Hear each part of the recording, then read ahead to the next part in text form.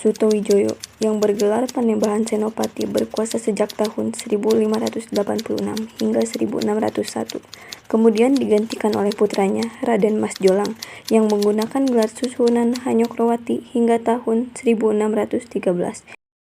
Pasca kekuasaan Susuhunan Hanyokrowati, Mataram mencapai puncak keemasannya ketika dipimpin oleh Sultan Agung Hanyokrokusumo hingga tahun 1645. Berhenti. Siapa kalian? Tujuan kalian kemari apa? Kami utusan dari VOC akan bertemu dengan Sultan Agung. Baik, kalian tunggu di sini sampai aku kembali. Maaf Tuan, ada utusan dari VOC ingin bertemu dengan Tuan. Apa? Utusan dari POC?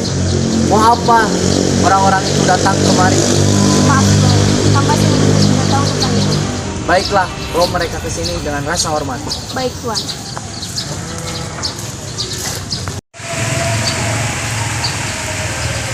Tuan Agung menerima kedatangan kalian. Silakan temui Tuan Sultan Agung. Baik, silakan. Silakan Tuan. Terima kasih prajuritku. Mau apa kau datang kemari? Saya utusan dari Tuan JPKW dengan rasa hormat Tuanku meminta agar Mataram dan VOC bekerja sama. Kerjasama apa yang diinginkan oleh tuanmu? Memerintah seperti apa yang kau maksud? Memerintah dalam hasil wilayah dan memerintah dalam hasil bumi, wahai Sultan Agung. Jangan terima penawaran mereka Kakanda. Mereka orang-orang licik yang tidak dapat dipercaya. Kau benar, Adinda. Hei Jenderal, kalau itu yang kau inginkan, segeralah kau pergi dan tinggalkan Mataram ini. Katakan kepada tuanmu, selama aku masih hidup, jangan pernah bermimpi untuk menginjak kaki di kerajaan ini. Jaga bicaramu terhadap Tuanku. Lihat saja apa yang akan Tuanku lakukan terhadap kerajaanmu yang lemah ini. Sultan begitu kesal, ia langsung meminta 2 prajurit kerajaannya untuk mengusir jenderal tersebut. Pada tahun 1620, target utama Mataram bergeser ke arah kota Surabaya. Selama tahun 1620 sampai 1625, pasukan Mataram secara berkala mengepung Surabaya dengan 5 kali ekspedisi.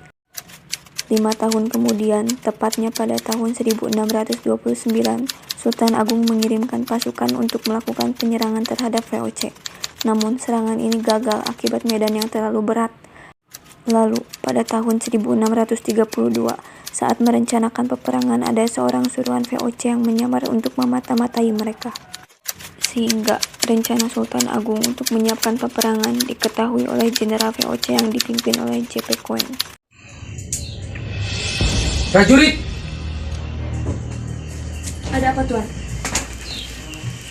Segera siapkan perlengkapan peperangan. Kita akan menyerang VOC. Baik Tuan, kami akan segera mempersiapkannya. Oh, jadi begitu rencana yang akan mereka buat. I see. Mendengar itu pun, Jenderal langsung melaporkannya kepada J.P. Koen.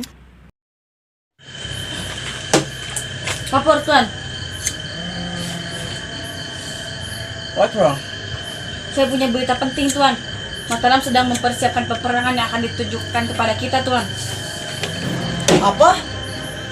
Kurang ajar. Rencana apa yang telah dipersiapkan oleh Mataram? Kita mempersiapkan pasukan dan telah membuat lumbung beras di Karawang Tuan. Apa yang harus kita lakukan Tuan? Apakah kita harus membunuh semua warga Mataram Tuan? Tidak, belum. Kita harus menyekap prajurit-prajurit Raja Sultan. Setelah itu, hancurkan rumah warga Mataram dan Karawang. Dan siapkanlah persenjataan untuk menyerang Mataram. Baik Tuan. Jenderal pun pergi ke rumah warga pada malam hari. Ia memusnahkan warga yang ada di sana.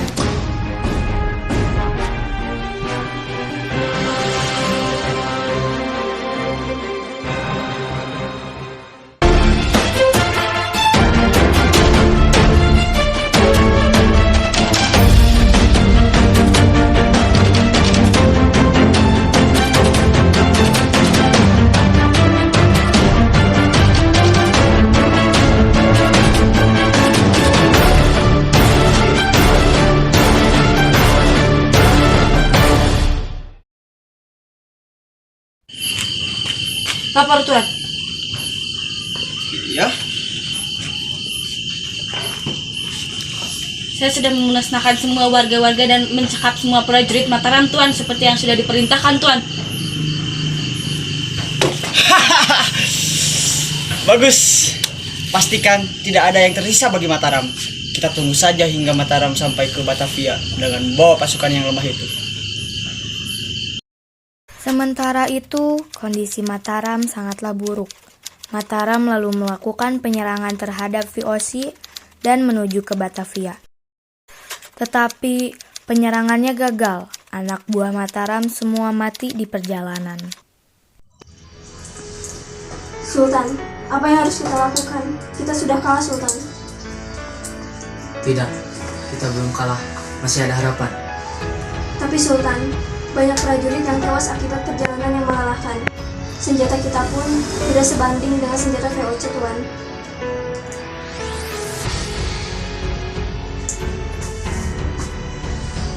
Baiklah, kita kembali ke Mataram. Sekarang juga. Baik, Tuan. Perlawanan demi perlawanan antara Mataram dengan VOC terus terjadi.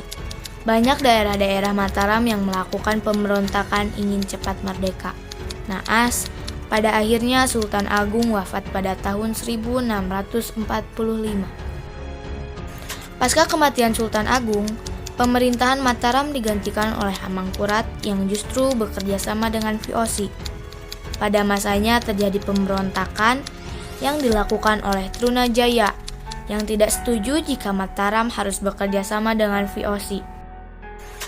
Akhirnya terjadilah pemberontakan yang dilakukan Trunajaya terhadap Mataram karena tidak setuju dengan keputusan Amangkurat I. Trunajaya berhasil melakukan pemberontakan, sedangkan Amangkurat I beserta putra pertamanya Mas Rahmat melarikan diri dalam keadaan sekarat. Dalam pelariannya, Amangkurat I meninggal di daerah Tegawangi. Lalu, tahta Mataram diwariskan kepada anak sulungnya, Mas Rahmat, yang bergelar Amangkurat II.